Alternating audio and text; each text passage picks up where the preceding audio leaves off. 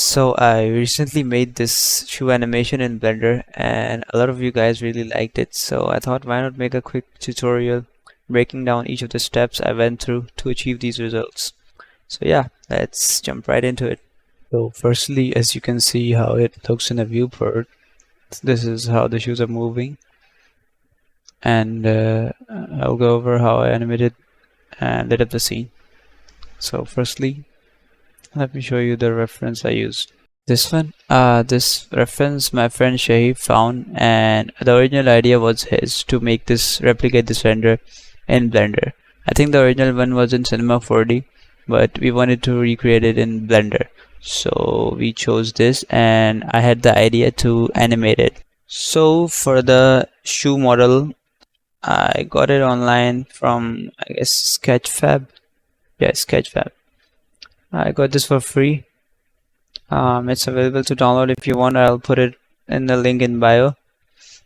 So I got this into Blender.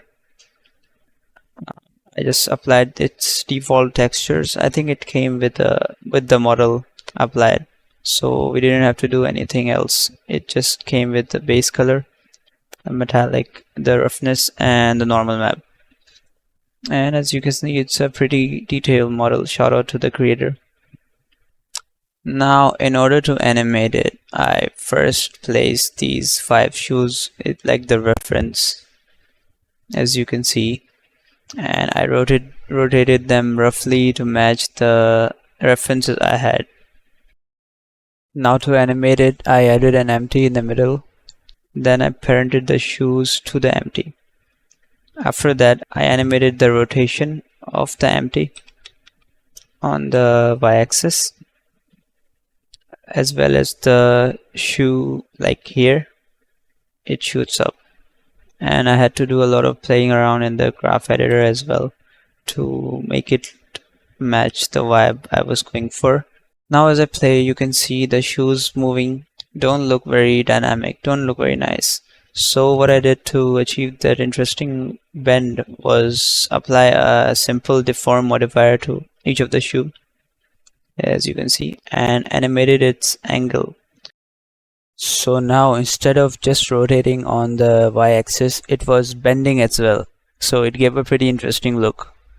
Also, I animated each of the values for these angles separately so that it matches the whole composition and doesn't go like whoop. One of the most important parts of animation is nailing the timing and pacing of an animation. So in order to do that, I made these curves Bezier and scaled them up on the individual centers. So by default it was something like this, so I squeezed them together, something like here, and until I thought it looked good, I just played around with these curves of both the location of these shoes, the simple deform modifiers curves, as well as the rotators curves. And yeah, that's it for the animation part. Let's go over the lights and cameras. For the camera, I set the focal length to 200 millimeters, since shoes come under micro photography, I would say. And the depth of field, I didn't add any of it since I wanted the final result to look crispy.